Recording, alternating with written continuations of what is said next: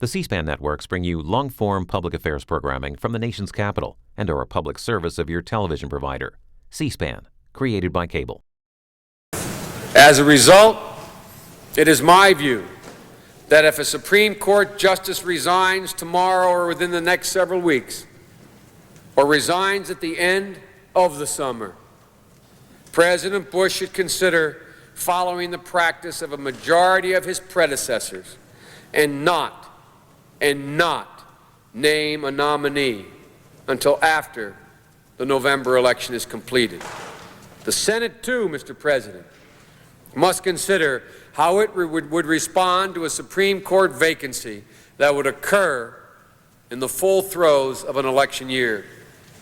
It is my view that if the President goes the way of Presidents Fillmore and Johnson and presses an election year nomination, the Senate Judiciary Committee should seriously consider not scheduling confirmation hearings on the nomination until after the political campaign season is over.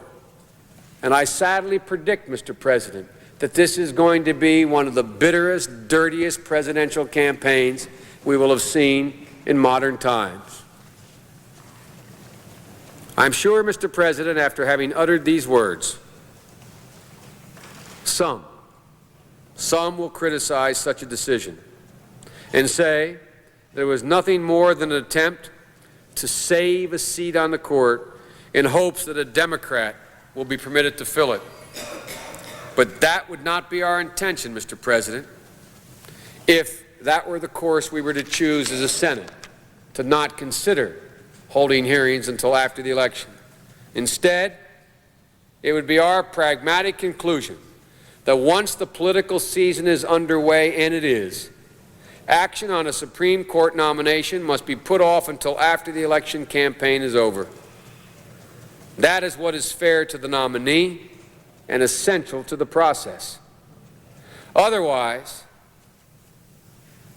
it seems to me, Mr. President, we will be in deep trouble as an institution.